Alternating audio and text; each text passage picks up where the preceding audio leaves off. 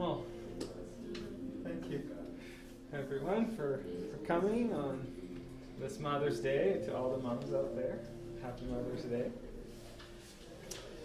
And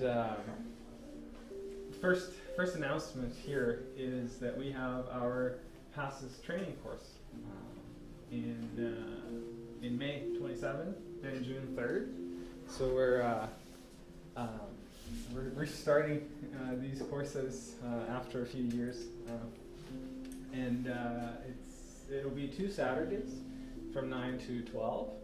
We'll gather here, and we'll have both a more theoretical part of the training, but also some practical parts as well.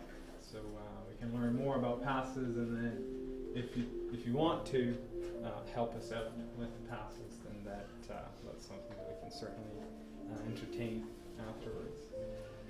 And please reach out either through email or through WhatsApp, through our WhatsApp group. Just contact anyone, and then we'll put you on the list, so we can all be here on those. And then please let us know if you can't come in one of the days, and we'll. Would that be okay, Victor? Come one day and not come the other? Yeah, we can accommodate like afterwards, and and then like do second part. Yeah, exactly. We try. So before the pandemic, right? We used to have this twice a year. So now it's the first time we're doing it again, and hopefully, if we can come back to doing it twice a year, then we can do part 2 if we didn't do it the first time. There will be an exam.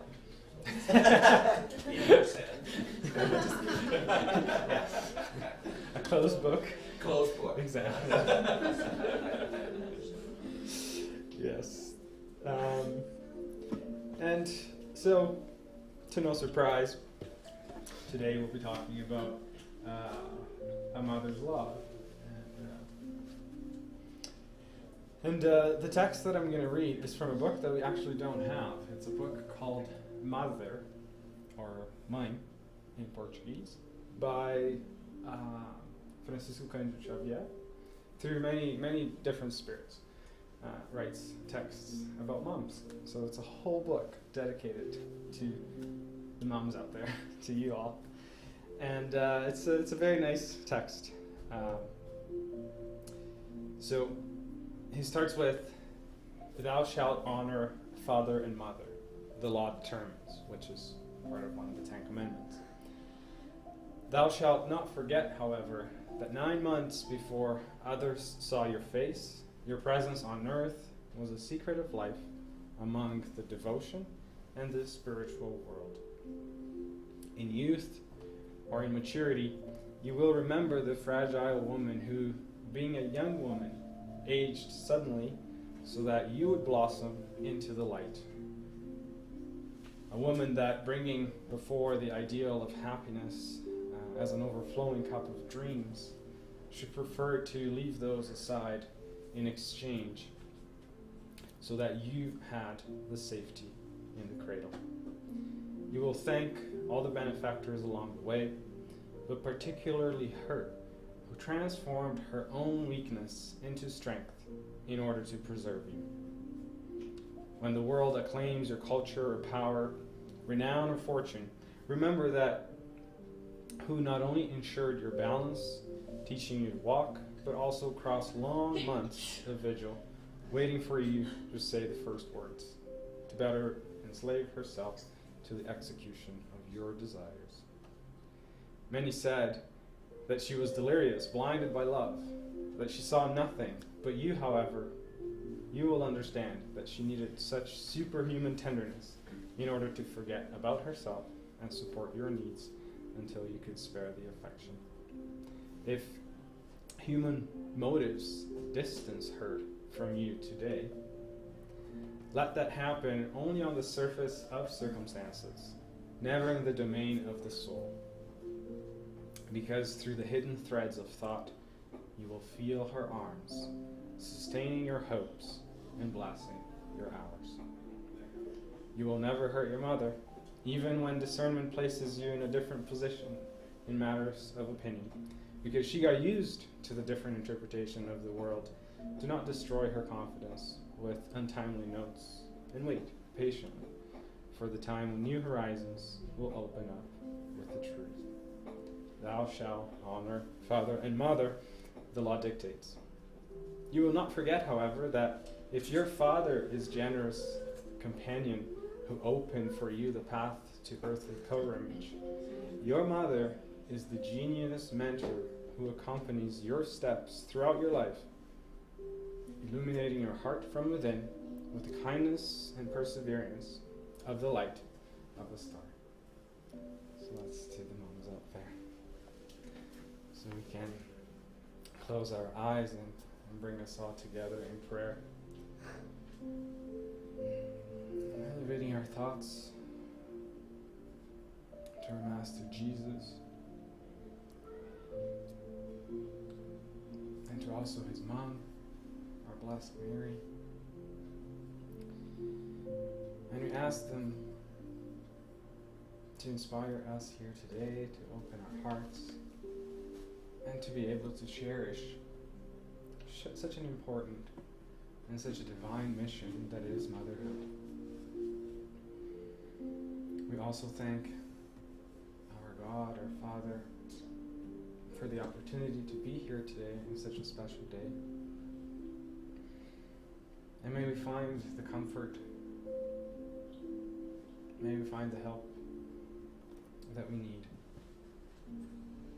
so we can progress and enrich our community with our own enrichment.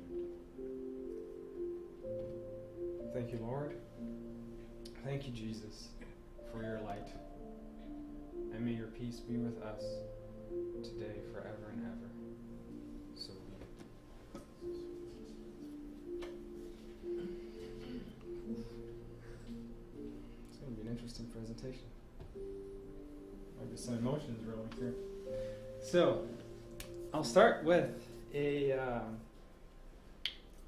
actually, before that, sorry.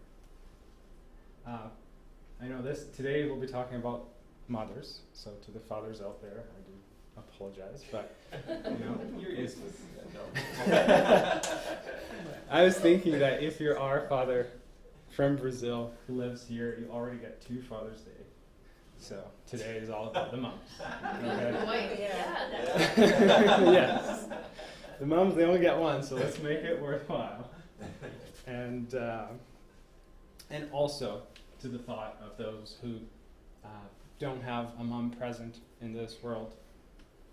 The Spiritism brings us the comfort that they're not gone, that they're still with us, and that we can still, like the text said, feel their arms around us even though they're not here with us. And also those of us who might have not have the greatest relationship with our mother, or who didn't have a mother growing up. There's always an example of a loving mother that we can usually find around us, and if not, there are many mothers, such as, for example, Mother Teresa, or Mary, who we'll be talking about today, to use as an inspiration and as an example. So, to lighten up the sentiments a bit, there is Artur Valadares, who's a Spiritist in Brazil. He gives quite a few talks, and he brought this analogy here, which is from a poet called Khalil Gibran. He's a Lebanese American poet, and in his book called The Prophet, he gives an analogy about motherhood. He says that he talks about the archer, the bow, and the arrow. So o arqueiro, o arco e a flecha. Obrigado. And yes. What's the bow again? What's the bow? Yeah. The bow is the one that bends, which is the one that we'll be talking about. So he says that the archer is God, the bow is the mother, and the arrow is the children, or the child. And the interesting reflection here is that when you take a bow and you pull it, the more the bow bends, the further the arrow goes. So talking about how motherhood is something that we actually talked about yesterday in our book club, It's all about renunciation. It's all about submitting yourself to the mission of motherhood. So the more they bend, the further away the kid can go, which is an example of this picture here that I found. So the mom is always behind, supporting, and the kid is always going and flourishing. It's a beautiful relationship and a beautiful work. There's also another famous poet. She's called Alison Luderman. She talks about the invisible work, and she says here that, a mom is speaking. You bring the kid, you bring him to the park. You run things around yourself, keeping him safe. You cut hot dogs into bite-sized pieces for dinner, and there's no one to say what a good job you're doing, or how patient and loving for the 1000th time you were, even though you had a headache. It's that invisible work, and hopefully today we can talk a little bit about that invisible work and how precious and how divine that work is, and just to think about how it's that work that allows us all to be here today. One of the things that we hear is that moms, they are almost half of the population of the world. Half of the population of the world. The other half is their sons. So if they're not a mom, the rest of the world is a product of them. So just the importance of you all out there. And so we'll talk about a little bit about Spiritism for sure. So we will bring a few passages from the Spirit's book that talks about motherhood. And then we'll dive into this, one of our favorite books, called The Good News, from Sheikh Xavier. So if we go to the Spirit's book, Kardec asked a lot about parenthood, about motherhood. And then he also asked about women and men and their roles. So we'll start off with question 552. Can parenthood be considered a mission? We've seen this one before, and we've talked about it before. And the answer is pretty straightforward. Ooh, it's a little small, apologize. He's saying it is without a doubt a mission. So parenthood, motherhood is a mission without a doubt. And at the same time, a very great duty that involves parents more than they might think concerning their responsibility for the future. So here we can start to reflect also the responsibility that comes with motherhood and how it has a huge role in the future, not only through the family itself, but the entire world. And always, we'd like to invite everyone to comment and ask questions and talk. You can find much better talks online on YouTube. So if you're here, let's take the advantage that we have of being here and have the ability to talk and converse. And the spirits keep going. They say God has placed children under the care of their parents so that they may guide them on the path of the good. So that's their job, quote unquote, or their mission, is to guide them on the path of the good. And then he goes on to say, I promise, I think this is the heaviest text. He says, however, there are those who are more concerned with training the trees in the orchards and making them produce fine fruit than with training the character of their children. So this is an invitation for a reflection on where is the focus of the parents, where is the focus of the mom? Is it on training the trees in the orchard to make them fine or to grow fruits, or is it to train the character of their children? And here is a bit of a invitation again for reflection about our actions as parents. If their children fail due to their neglect, they will have to bear the punishment. And if the sufferings of the children will come back to them in the future life because they did not do what it was incumbent on them for their children's advancement on the path of good. So at the same time it's a mission, there is a responsibility there of being a parent, being a mother. And as we know from the law of cause and effect, everything that we do, we get something similar in return, right? So when we do it well, we get something really good back as well.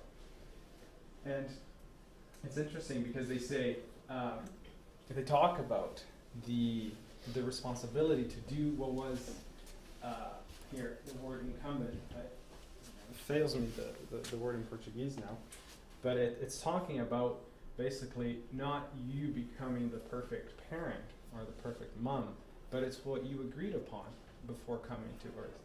You accepted that child to come to your family, knowing very well what your possibilities are, your strengths and your weaknesses. So the expectation is for you to do the best that you can, not how someone else did it, but the best that each of us can.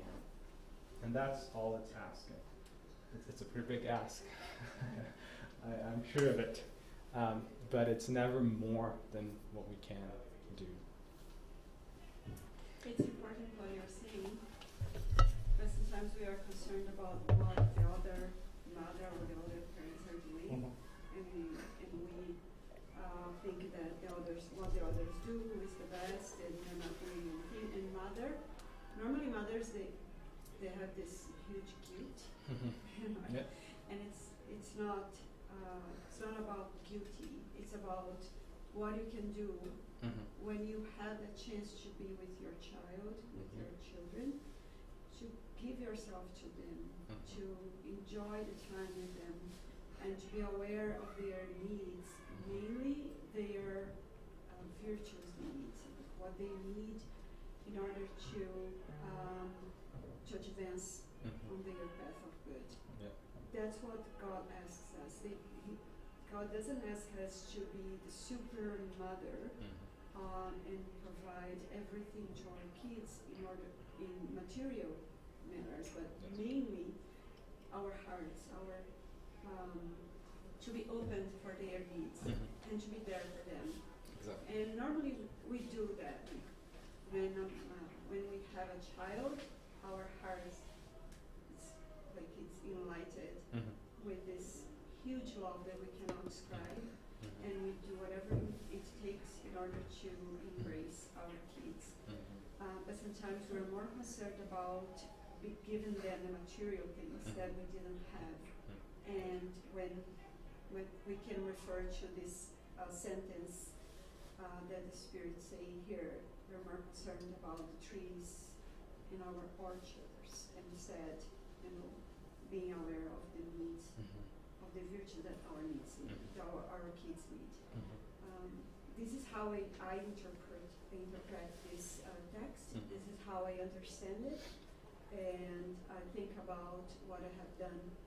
Yeah. Because most of the time, when I was younger, I was concerned about giving them the material things that the world requests, instead being there for them.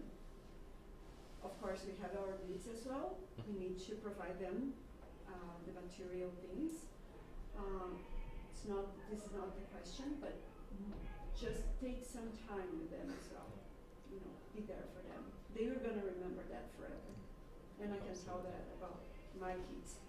From experience. By experience. Thank you, Sonia. Two things that I wanted to talk about then. One is also that sometimes we hear moms saying that they maybe they didn't feel that love that they thought they would feel when they have their children. They're like, oh, I was expecting to feel this amazing love that would help me with everything, but sometimes the love wasn't there. That's possible. And Spiritism brings a lot of teachings about that too, because when you start to think about previous lives and you start to think about the mission that relationship has, there might be something from the past. So it's also just an acknowledgement. But the point that I wanted to bring after hearing what you said is that, especially when we're comparing and talking about mums now, if you're comparing yourself to another mom and thinking, oh my God, she can do so much more than I can. Let's reflect that that child is with you, not with that mother that you think is so much better. And our children need to know that too, right? Yes. I know, because we have a teenager here, like, maybe she knows that, but all the time you're challenged, like, but so-and-so's mom do this, do that, and then that's exactly the answer that tends to come to my mouth. It's like, but I'm not so-and-so and you're not a kid. But then all the time, like, I think what is different is, one, it's a job for life, right? Like, I can change my career, I can change my job, I cannot just say, I don't want that anymore. And two, that you're always challenged. Yeah. And that, like, and kids too, right? I think like, as a daughter as well, you tend to reflect, and the relationship with your mom also evolves and changes too. Absolutely. Thank you. Yeah, exactly. Because usually the kid might have very likely chosen you as a mother, and you accepted and also chosen that kid. So if you think, oh, my kid would be so much better with that mom, actually, very likely not, because you chose to have that relationship, right? So that's where the comparison starts and stops, because the kid is with the best parents that they chose for. And the other thing that you mentioned is the fact that motherhood is for life and forever. Especially in the books from Andrea Luis, we see a lot of spirits being helped by their mothers from previous lives. So once a mother, always a mother. Awesome. So keep going. We've got 2 more questions from the Spirits book, and then we'll talk about more about Mary. So question 583, just after that. If a child goes astray, in spite of the care of the parents, are they still responsible? That's a fair question. So the answer, again, sorry, so small. The answer, pretty quick, no. But the more the child is disposed towards evil, the heavier their task is, and the greater will be their merit if they manage to divert the child away from the path of evil. So this is talking about the merit of mothers depending on how tough or how challenging that child is. So the more challenging it is, the greater the merit. So this is a really good comfort, especially for moms who are going through some tough challenges with their kids, that there is merit to everything that you're doing. It's not an invisible work to God. It's never an invisible work to God. So the last question talks in 2 instances about path of good. Yes. And in this question, it talks about the path of evil. What is the path of good? What's the difference between the path of good and the path of evil? Great question. There is another question in the Spiritist book that talks about that. I didn't bring it up. But it talks about bringing Jesus, the example of Jesus, and the mom especially, conducting the kid towards that path. Taking the examples from Jesus and trying to apply that in the teachings the same way that he taught us, or he taught his disciples. And then our moms taught their kids, and then 2,000 years later, we're here, and so the good, the path of the good would be to keep teaching what Jesus came to teach us. It's that connection with the divine. I believe there's around questions 800, it talks about men and women and somewhat of what their roles entail, and it talks about that connection with the mom is quite tight and it's quite spiritual. One of the reasons being is that the role of the mom, one of the many roles, is to bring that connection with Spirit, to bring that communion with God and with Jesus. Thank you, Luis. And then the last one. I chuckle about this one here. So, question 821. So now it's when the part of the Spirit's book when Kardec's talking about men and women. The question is, are the functions for which women are intended by nature as important as those conferred upon men? So, the big question. Right? Who does more important things, men or women? And especially at that time, if you think about this question, about 157 or so years ago, I would say there was a lot more thought that men's work was more important. Now, I think we're coming a long way and realizing the importance of both. But back then, right, the spirits had already answered yes, and even greater. Women give men the first notions of life. So even though men work is just as important, women actually is a little bit more important because they give the first notion. They kind of, start the car. They give that first spark for men to then go and carry on. But it's the woman that gives that first teaching, that first notions of life. So there you have it. If you ever question about that, that's a great response. And it's great to have a day to celebrate all that. So now, we're going to talk about this book, and again, like I said, it's one of our favorite books, called Bonava. There are 30 chapters in this book. There are stories from Christ while he's still with us, and some after he already passed. And you can find a lot of these in the gospel, but with very minute details. And then here they just expand on a lot of what the Bible brings to us.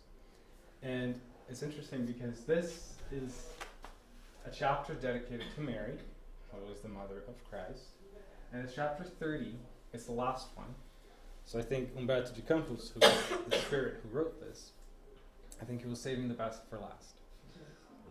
And it's actually the longest chapter in this book. And it talks about the life of Mary after Jesus passed, and how she went on from having one child to having the whole world as her children. It's very beautiful. And we're going to reflect about a mother's love from examples from Mary. And not wanting to call you out, Sonia, but I know you like to talk about some of the work from the women in the gospel. Mary is a big one. It's one of them, so That's right. please feel free to contribute. And so the first one that I want to talk about is the inspiration of a mother's love. How much can the love of a mother inspire us? So for us, who are not mothers, it can be very inspirational to see that a human in this world, with all the good and the shortcomings, like an immortal spirit, an imperfect spirit, can already love unconditionally, can already have such deep love that does not measure, a love that does not ask for anything back, a love that forgives. Right? All those characteristics that Paul taught us in the Romans, I believe, chapter 13 is the first letter. All those characteristics that Paul taught us about love, we can see in a mother's love. So it can be an inspiration that it's possible. Now, for the mothers out there, the other thing that we were reflecting about is the fact that, for your kid, you can, and I was thinking about the many different ways that kids disappoint their parents or their moms.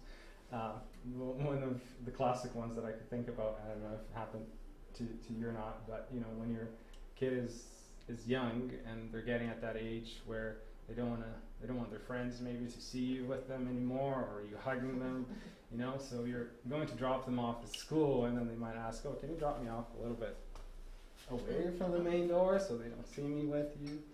So they're somewhat in that moment embarrassed of you, right?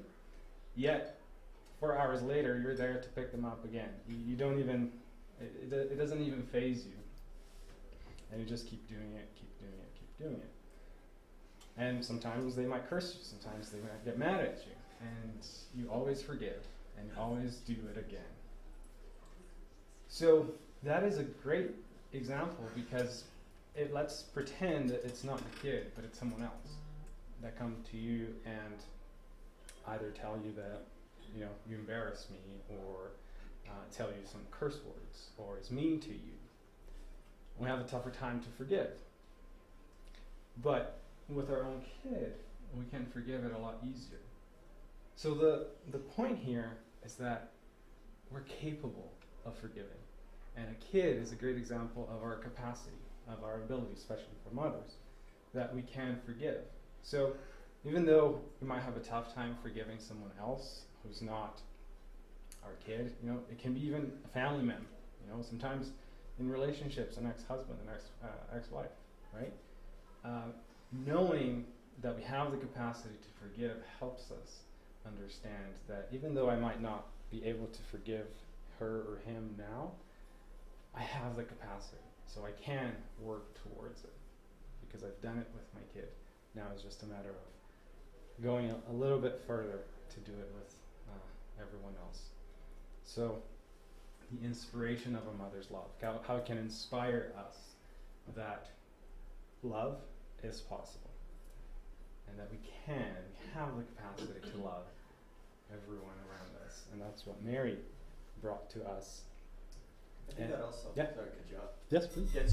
gets to the idea of what an impact a parent, but especially a mother, can have on their child, because they're, almost to your point, more inclined to be willing to forgive their own child than they are others, right? Yeah. And which opens themselves up to be able to, as you said, come back consistently and have a much greater impact on that life, whereas in another situation they might be much more inclined to hold a grudge and then impact the willingness that they might have to engage. And that goes back to that earlier question in the Spirit's book about responsibility, because that certainly got to the idea of their responsibility in the sense of being accountable. Yep.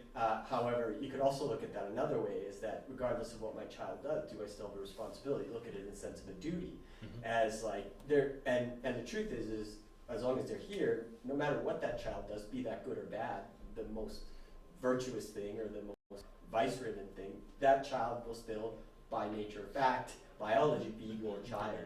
And so that idea of, regardless of what they do, having that inclination to still be able to love that child makes a mother, particularly to your, and that follow-up question about, because they were the vessel that allowed that life to even come into this world, much more inspired, probably the word is the best one here, to provide a love that is really one of a kind, and that a father, no matter how much they love that child, does not have that same experience, because they didn't ultimately bring that child into this world in any fashion that is the same, right? So I think that's a very profound reference there. Yeah, indeed. Thank you. Like we read in the very beginning, the mother has those 9 months that is just between them and that spirit that's coming, right? No one else has that experience.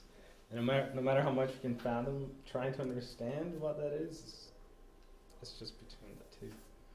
I think one thing about mother's love is it's, in my mind, is the closest you can get to Christ's love, in a way that it is unconditional to most mothers, right? You don't love because the child deserves. If your child does a bad thing, you don't stop loving, or you don't love any less.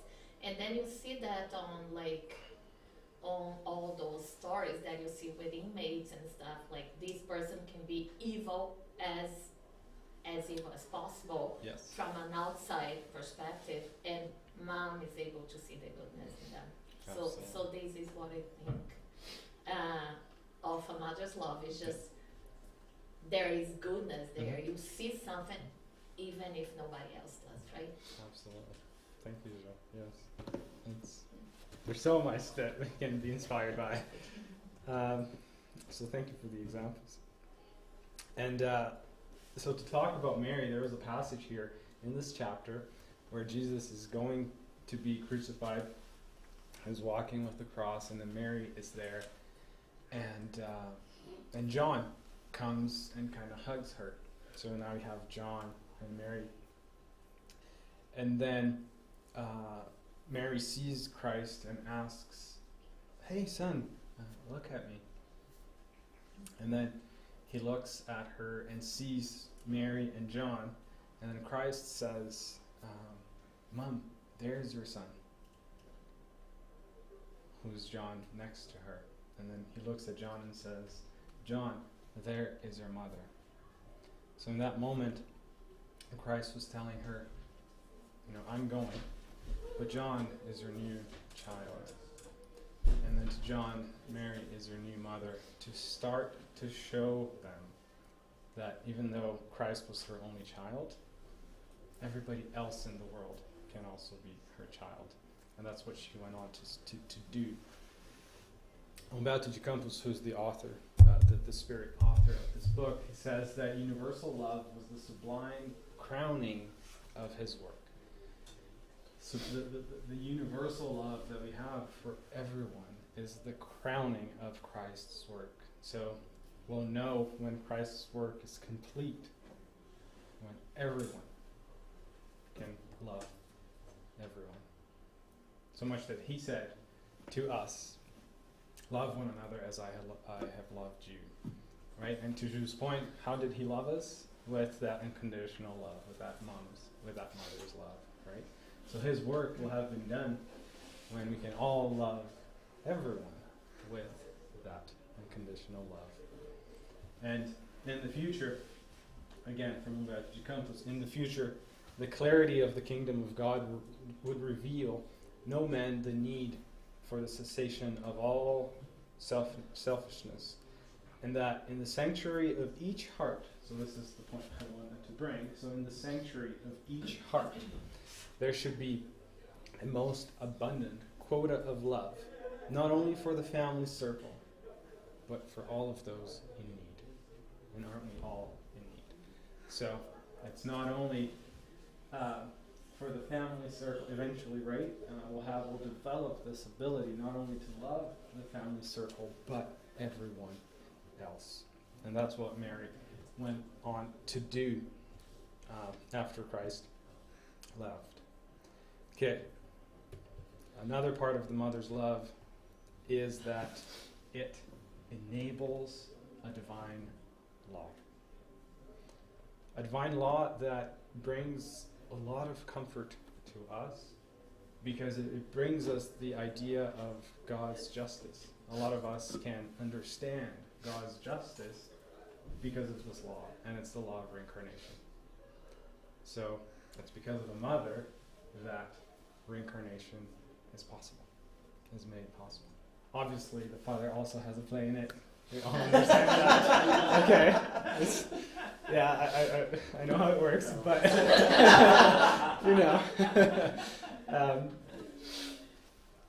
it's 9 months more for the mom there, right? So basically a mom enables a divine law, the law of reincarnation, to occur, right? So it's the opportunity. There's someone in the spirit world, asking, like we saw yesterday in the book club. There are people in the spirit world, there are spirits in the spirit world asking to come back to Earth, begging to come back to Earth for that opportunity to be here and to evolve. And it's through a mother that is made possible. So we can start thinking about how divine that mission really is. And in this passage here, in the same book, right, there is a person that, so Mary has come to a house, and now she has a big room where she brings a lot of people in need that come to us, and she helps them. And there is one person that was in need of help, and she helped him. And then he says, "Lady, you are the mother of our master and our blessed mother." So here you can see that she did indeed go out there and became the mother of everyone. And then John was there, and he was thinking in his mind about what Mary did. And he says, John consolidated the concept, emphasizing that the world will be eternally grateful to her, because out of her spiritual greatness, out of Mary's spiritual greatness, the emissary of God could penetrate the dark atmosphere of the world to balm the sufferings of the creature. So we are forever grateful to Mary, because again, it was her who enabled Christ to come to us and help. Certainly not the only one. There are many things involved in Christ's incarnation, but she was a key part of it. Okay, next one. A mother always brings comfort. Brings comfort. Right? How many of us remember being a kid and just, if you're scared, you run to mom. If you're in doubt, you run to mom. All those examples, right? If you hurt yourself, you run to mom. Right? They can be a comfort to so many different things to us. And then, again, there was another person that came to Mary, and he was in trouble. And she said very lightly, or tender, I don't know if that's a good translation, but cutting out a mention. She said, "That too shall pass." She said it affectionately, that's better. No. "Only the kingdom of God is strong enough to never pass from our souls as an eternal realization of heavenly love." And this is something that Sheikh Xavier, who is the author of this book, he would always say, "This too shall pass." Like every time someone came to him with an issue, he would say, "This too shall pass." So Mary said that to him through the writings, and that is very consoling. And we use this on a daily basis. So we're still learning from her that this too shall pass. The only thing that doesn't pass is the heavenly love of our Father.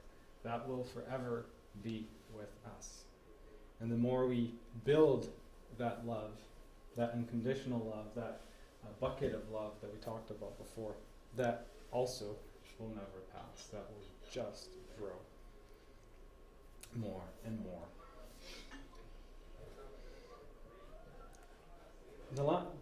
There's a couple more. The other one is, a mother's love doesn't demand perfection. And I wanted to ask you, how do you read this? What do you think that means? And I think, because I have an intention with this, it might be different from what you think it might be. So a mother's love doesn't demand perfection. Do you think that's towards the son, like a mother doesn't demand a son to be perfect, right? I guess in my opinion, both ways. Oh, good. Thank you. Like, we don't need to be perfect. Yes. We are doing our best, and we are learning with our kids at the same time. So we learn with each other. In this existence, we are playing the role as mom. Mm-hmm. Maybe next one you're not going to be playing the same role. Mm-hmm. So we change our place on that family, Absolutely. that group of family, Yeah. and this way we are able to help each other. Yes. Thank you, Sonia. That was exactly my point. I wanted to focus on the mother, actually, that a mother's love when he says a mother's love doesn't demand perfection is that a mother's love doesn't demand perfection of her as a mother. Obviously also does not demand perfection of the son, but the focus here is that I don't have to be a perfect mom. That's part of a mother's love. And there is a passage here in the book talking about this as well. So again, Mary is in that place where she's receiving a lot of people in need, and that there is this one beggar that comes to her and says, "Can I come in? I want to be of company to you and also get your help." And then, sorry, how small it is. And then Umberto de Campos says, this pilgrim, or this person that started to speak to her, he said, "The pilgrim spoke to her about heaven, comforting her gently. He commented on the divine beatitudes that await all devoted and sincere children of God, implying that he understood more tender yearnings from the heart. Mary felt excited by the touching surprise." So Mary, who was there to help others, received this person that actually came to help her, to say things about God for her, especially about how the Beatitudes await the devoted and sincere children of God. And then she thought to herself, what beggar would be the one who soothed the secret pains of the nostalgic soul with such sweet balms? So in this question, Mary is showing us that she too had her ups and downs. You know, even Mary had her ups and downs. And that's why I'm saying that a mother's love doesn't demand perfection. Even Mary had, her good days and her bad days. And in this time, probably she was having a bit of a bad day, and then this person came in and helped her. And then this person got closer to her, and then he finally saw his hands and his feet, and then he saw the markings on his hand and on his feet, and it was Jesus showing up to her.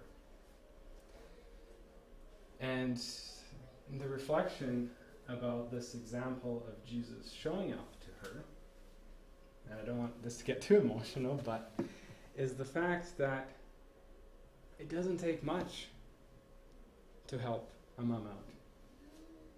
If they're down, all it takes is a phone call or a small little hug. That's all it takes, and it'll make her world, right? So it doesn't take much from us. But for her, it can mean the world. I'm going to skip this one because the time, or hold on, can we? Yeah. No. Yeah. I'm going to very, very quickly talk about this one. This is the last. This is the last sentence, the last paragraph of this entire book, and it's talking how a mother's love is contagious. So after Mary has passed, and she's being carried up into wherever she was going, before she goes on, she says, "Oh, actually, I want to go back. I want to visit a prison of Christians." So, she had, done all her work on earth, and then she was ready to go, but actually she said, "No, I'm not ready yet. I need to go back again and go see a prison and go see those in need and help them out."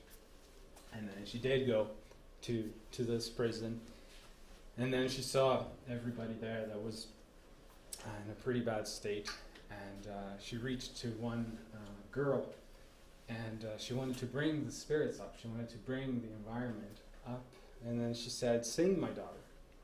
Let us be of good cheer. Let us convert our pains of earth in the joys of the sky."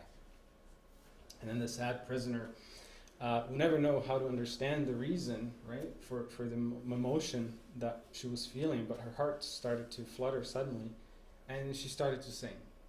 She sang a hymn of deep and tender love for Jesus, in which she expressed her gratitude for the pains that were sent to her, transforming all her bitterness into consoling rhymes of joy and hope. Moments later, her melodious song was accompanied by hundreds of voices of those who cried in prison, waiting for the glorious testimony. So in that moment, you can start to picture Mary is in this prison, and this young girl started to sing, and she started to sing hymns of Jesus, and all those pains, they started to transform themselves in gratitude, and all of a sudden the entire prison was singing those hymns, spreading the love. And then Umberto de Campos ends the entire book by saying, "For this reason, my brothers, when you hear the song in the temples of the different religious families of Christianity, do not forget to make in your heart a gentle silence, so that the mystical rose of Nazareth, Mary, may spread her perfume, her love, into all of us." So every time we're singing with Jesus in mind, she's there spreading her love. Renata just mentioned that there's a famous quote from Chico that when a mother prays for her child, she breaks down the doors of heaven. Thank you, Luis. Thank you, Renata. And then actually talking to Renata, thanks for the next slide, because this is from her slide. Not Renata said this, but it's from her slide. And this is something that Mother Teresa said. That's why I'm wearing this little shirt from her. She said, and this is an advice, I guess, to the moms out there. She said, "You will teach them being your kids, you will teach them to fly, but they will not fly your flight. You will teach them to dream, but they will not dream your dream. You will teach them to live, but they will not live your life. Nevertheless, in every fight, in every flight, in every life, and in every dream, the print of the way you taught them will always remain." And so even though they don't live the life that we want them to, your seed that you planted there will always be there. It will be there forever.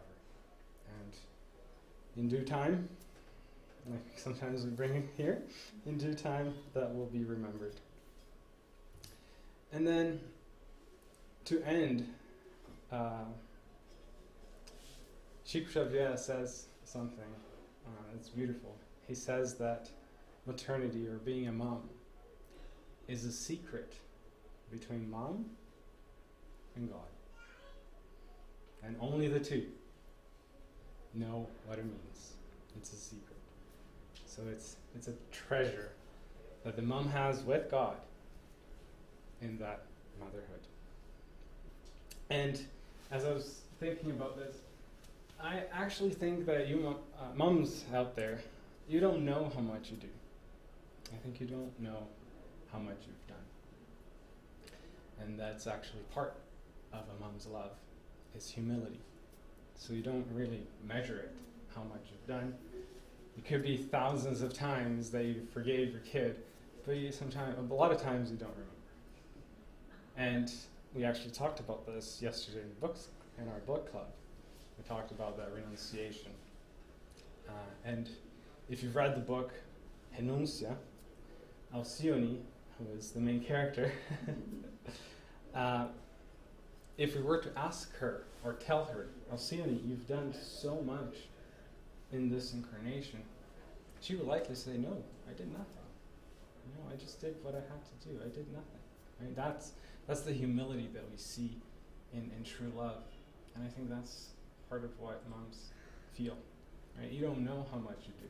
So you can hear from us that you do a lot. So thank you for all that you do and all that you've done, and everything that you will do in the future. Thank you for the inspiration, and thank you because it's because of you that we're all here today. So that's and happy Mother's Day.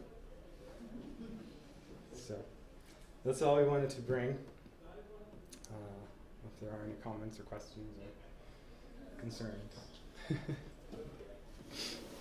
Yeah, there is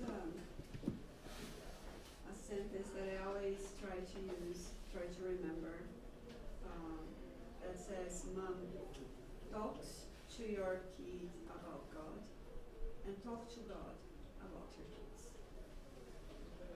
So this is, I guess, is the secret between the mother and God. Yeah, you're God's collaborator. Yeah. Okay.